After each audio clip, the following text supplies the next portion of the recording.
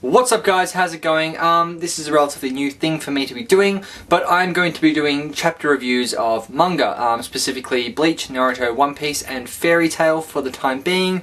I might add some more stuff as we go down the tracks. So let's get to it straight away with Bleach 544, Walking with Watchers. This is a nice little alliteration title, it fits in with the chapter quite well.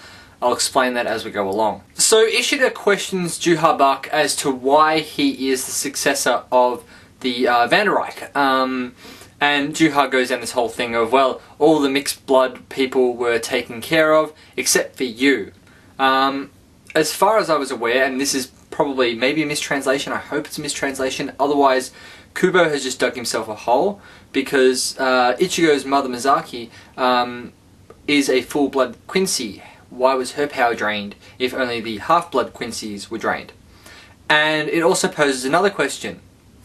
Ryukin Ishida, Uryu's father, where's he in all this? You know, it's like you're the only Quincy to have survived this draining of power that I did. But Ryukin Ishida is still around apparently, which begs the question, is Ryukin Ishida still alive? Because the only people who have had interactions with him have been Uryu and Kurosaki Isshin, Ichigo's father. Now, Ichigo's father had regained his soul powers by this point, so he would be able to see ghosts and all that sort of stuff and transform into a Shinigami. So does that mean that Ryukin Ishida is dead already, and he's been dead the entire series, and he trained Uryu from beyond the grave to make him stronger? I don't really know. I don't know if this is just a thing where it's just an oversight by Kubo or Juha. I'm really not sure who's making the mistake here. But it is revealed by some of the other Vanderreich later on in the chapter that the real reason is that Ishida's the new guy, he's the only living guy, he is a bit suspicious for having just joined up at this late stage, and by making him the successor, all eyes are on him, and he cannot make a move to try and overthrow the Vanderreich if that actually is his plan. Which, being the character that he is, I'm assuming that he has an ulterior motive by getting involved with this group. He's always been a lone wolf, and he's liked working alone. He didn't like working with Pesci or Renji when they fought together. What would make him want to fight alongside these Quincy who want to destroy Shinigami? I know Ishida had his issues in the beginning of the series where he hated Shinigami and wanted to kill Ichigo because of that, but I don't think he thinks the same way anymore. He actually went to Hyakumondo to help save, in a way, but I think that was more of a saving his friends as opposed to helping out Shinigami. Because Ichigo had already been sort of like, yeah, you're on your own by Soul Society, so yeah. That's one thing. We are also introduced to a whole bunch of new Vanderreich. We're given 4 new letters of the alphabet, which concerns me a little bit.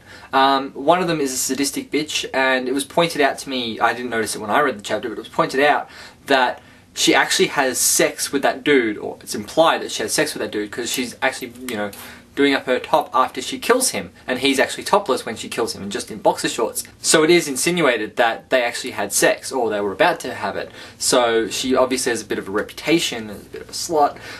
So that's a bit odd. And then 4 more Vanderreich were introduced, all girls, all, you know, sticking with Kubo's relatively simplistic face designs. But it really concerns me because 5 people were taken out, I think 4 were taken out by Kenpachi, and Juha twin was taken out by Captain Commander during their first invasion of Soul Society. That leaves 21 letters of the alphabet, and Ishida now has the A, which makes there 22 remaining Vanderreich, theoretically. Does that mean we're going to have 21 fights in the ensuing battles? If we are, I really worry about Bleach, because Hyakumondo had way too many fights in the subsequent Winter War. Winter was coming and it arrived. And anyway, that war had too many fights in it. You know, you had the top 3 Espada, then you had the 4 barrier people and Alan as well. So that was too many fights, I think, because you had the 10 Espada fights plus Ichigo, Chad, and Ishida all fought the Privion Espada, and yeah, and then other fights were interrupted. So, you know, Ichigo, Nell, and Kenpachi all fought Notora. So yeah, it was just a lot of people. Mayuri and Renji Ishida fought the science guy. So yeah, it was just a lot of stuff to, you know, a lot of fights. And if we're going to have 21 fights, hopefully not. Hopefully Ichigo comes along and does what he did to 3 of the vice captains at the end of the Soul Society arc, messes them up and then moves along. But I don't know if that's the way things are going to go. Finally, at the end of the chapter, we have Inoue, Chad, and Urahara all back in Hyakumondo. We're back to that group. Chad has an interesting thing that he says, which is everyone's waiting. Inoue's like, everyone? And then they jump to Urahara, who's like, hey guys, welcome back. And he's studying the Bankai stealing thing that the Quincy have. So hopefully that will mean that there'll be countermeasures put in place that will stop anyone else losing their Bankai, and may potentially get back Hitsugai's Bankai and any other Bankais that were stolen in the fight. So that should be pretty interesting to see that go down. Fingers crossed all that comes to a head soon. But who are the people that are here with Urahara? And I have 2 options as far as I'm concerned. One is the remaining Espada, so Grimjaw, probably Nell, Dondochaka, and Pesci will also be there, and anyone else that's still alive. I don't know if Hallibal or her minions are still alive, I can't remember off the top of my head. So that's one thing that could be going down. The other potential group is the Karakura Town people. So you've got your Tatsuki, you've got your Keigo, the other guy, Mizuho, I think is his name, and Don Kanoji. So that could be very interesting to see Don Kanoji actually do some cool fighting or something like that. He'll probably get owned straight away, but still, Grimjaw is the most likely candidate, so is Nell. They're the stronger of the people that could be there, because Tatsuki and Keigo aren't strong at all.